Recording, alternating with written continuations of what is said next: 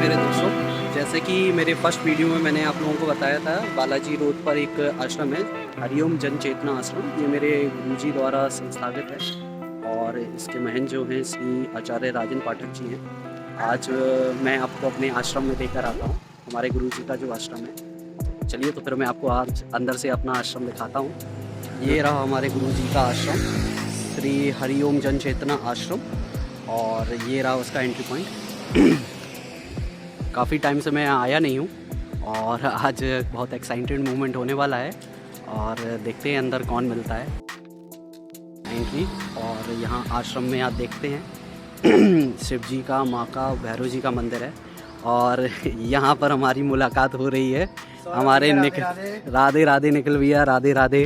ये हमारे निखिल पाठक जी हैं, हमारे जो आचार्य महंत जी हैं, उनके ज्येष्ठ पुत्र हैं और देख रेख वगैरह और यहाँ पे पूजा पाठ कार्यक्रम जो भी होते हैं इन्हीं के द्वारा संचालित होते हैं। ये हमारे, मैं आपको बता दूं, ये हमारे बचपन के मित्र हैं। हम लोग साथ में ही स्कूल से पास आउट भी हुए हैं और गुरुजी ही हम लोगों के गुरु हैं जिनसे हम लोगों ने गुरु दीक्षा ली है।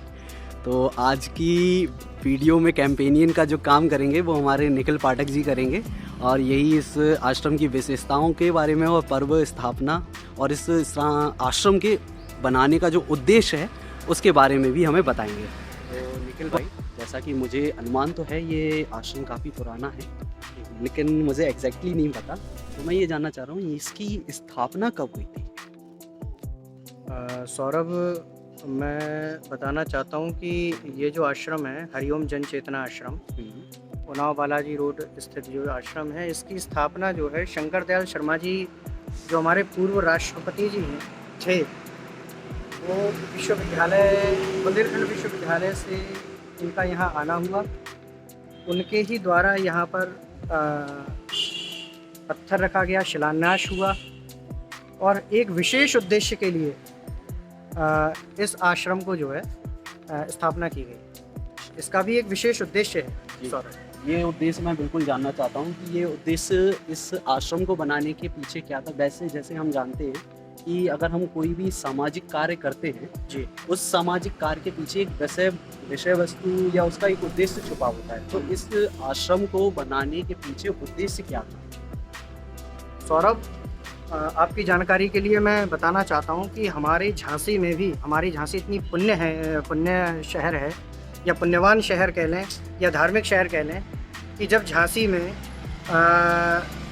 शंकराचार्य जी आए हुए थे तो उन्होंने झांसी को काशी की संज्ञा दी थी। सौरभ, झांसी की पुरानी गद्दियों में हमारी जो गद्दी थी, हमारे दादाजी का जो नाम था वो गोलोकवासी हो चुके हैं, रामेश्वर दयाल पाठक शास्त्री जी, बैरे महाराज के नाम से प्रसिद्ध थे और उन्हीं की छवि हम लोगों में जो है, उनकी जो विरासत है उसको हम संभाले हुए हैं और उन्हीं के आशीर्वाद से इस आश्रम का निर्माण हुआ। ये जो आश्रम का उद्देश्य की आपने बात की है, तो मैं आपको उस उद्देश्य के लिए बताना चाहता हूँ कि हमारे यहाँ कुंडली से संबंधित जितने भी कार्य हैं उन कार्यों को किया जाता है। ज्योतिष से संबंधित, कर्मकांड से संबंधित जो भी कार्य हैं। और सबसे बड़ा कारण मैं आपको बताना चाहता हूँ सौरभ, कि हमारे जितने पुराने यजमान थे या जो नए यजमान हैं, उनको आश्रम से जोड़ कर रखना, वो किसी भी देश में हो, किसी भी राज्य में हो, किसी भी ज़िले में हो, कहीं भी हो, तो उनको जोड़ कर रखना इसका, इस आश्रम का, क्योंकि पुरानी गद्दी है, आप जानते हैं, विदित है आपको, और मुझे पहचानने वाले भी कई लोग जानते हैं, पिताजी को पहचानने वाले भी कई लोग जानते हैं। तो हमारी गद्दी की जो मर्यादा है उसी के अनुरूप इस आश्रम का निर्माण हो रहा है, जो कि ज्योतिष से संबंधित है, कर्मकांड से संबंधित है और विशेष कार्यों के लिए इस आश्रम का, जो कि एक शांतिमय स्थान है। यहाँ कोई, आपने देखा होगा कभी डीजे या इस टाइप का कोई भी वाद्य यंत्र प्रयोग नहीं होता, सिर्फ शांति। और उसी के लिए मैं आपको बता दूं, अभी मैं आगे आपको बताऊंगा कि यहाँ भव्य हॉल का निर्माण किया जा रहा है, जो कि साधना के लिए, जो व्यक्ति विचलित है मानसिक रूप से, तो उसको ग्रहों के अनुसार उसके इलाज किया जाएगा, उसका उपाय बताए जाएंगे और यहीं पर उसका कार्य किया। निखिल भाई, जैसे कि हम लोग बुंदेलखंड प्रांत से जुड़े हैं जी, और बुंदेलखंड कि इतिहास में देखा जाए तो अपने आप में ही धार्मिक महिमा है जी ना? तो उसी तरीके से हमारा जो आश्रम है, जी इस आश्रम पर भी कई तरीके के कार्य होते होंगे, जी कई तरीके के पर्व मनाए जाते होंगे, जी। तो उसके बारे में थोड़ा सा बताएं आप। सौरभ, मैं बताना चाहता हूँ कि आश्रम पर झांसी ही नहीं अपितु ग्वालियर, भोपाल, इंदौर, मुंबई न जाने कहाँ कहाँ से लोग आते हैं और अपनी समस्याएं लेकर के आते हैं, और उन्हीं समस्याओं का समाधान जो ज्योतिष के अनुसार है उसको हम कर्मकांड यानी पूजा के अनुसार करा करके उसका निदान करते हैं। अच्छा, सबसे बड़ी बात यह है कि जो पूजन है विशेष, वो पूजन हमारी पुरानी सभ्यता यानी हमारे जो दादाजी थे या उसके अनुसार ही कार्य किया जाता है। आज की पद्धति के अनुसार कार्य नहीं किया जाता। जैसे कि महामृत्युंजय, नवचंडी या रुद्राभिषेक या कुंडली से संबंधित जो 9 ग्रह हैं उनसे संबंधित जो भी समस्याएं रहती हैं उसके अनुरूप ही कार्य किया जाता है। अच्छा, जैसे कि हमारे बुंदेलखंड में कई त्योहार मनाए जाते हैं जी, इसी तरीके से हमारे आश्रम पर भी कोई एक विशेष पर्व हो जो बहुत ही धूमधाम से हम मनाते हो, जहाँ पर श्रद्धालुओं का तांता हो जाता हो, बहुत भीड़ आती हो, मतलब ऐसा कोई पर्व है जो झांसी के लोग जानना चाहें और वो खुद अपनी इच्छा से यहाँ पर आना चाहें?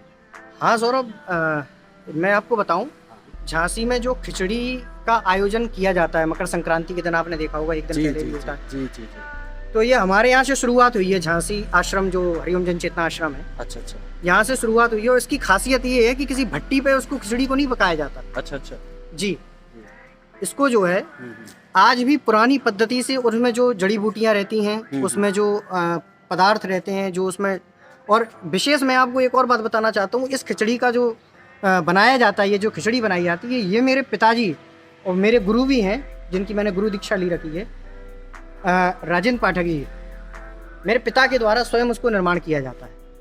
और जितने भी लोग आते हैं, विशेष तौर पर तो आप ये समझिए कि मुख्य गेट पर भीड़ लग जाती है कि यहाँ खिचड़ी बनेगी, क्योंकि वो विशेष खिचड़ी है। आज आप देखते हैं जगह जगह खिचड़ी बट रही है। जी जी जी जी। हाँ, तो उसका ये जो सबसे पहले झांसी में वो बनी है, वो यहीं से उसका बनना प्रारंभ हुआ भाई। जैसे कि आश्रम की विषय वस्तु, उद्देश्य और कार्य प्रणाली के बारे में तो हमने जान लिया। अब जैसे कि हमारे दर्शक भी जो देख रहे होंगे, उन्हें भी एक व्याकुलता होगी कि यहाँ की मूर्ति वगैरह, प्रतिमा के दर्शन करने की। तो चलिए फिर हम लोग दर्शन करते हैं। हाँ सौरभ भाई, बिल्कुल चलें, चलिए, हम आपको दर्शन कराते हैं। बिल्कुल बिल्कुल बिल्कुल।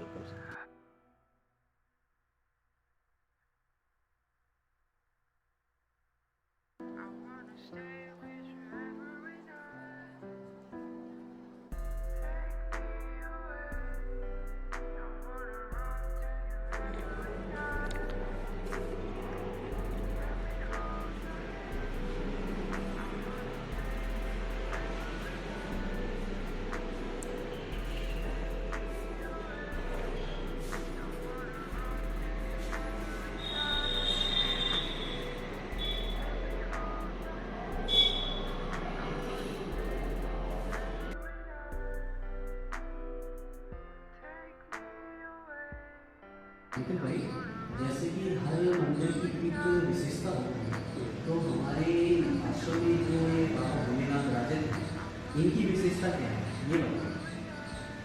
सौरभ, सर्वप्रथम तो मैं बताना चाहता हूँ, जहाँ विराजमान है ये स्थान रामेश्वर शिवलिंग के नाम से स्थापित है।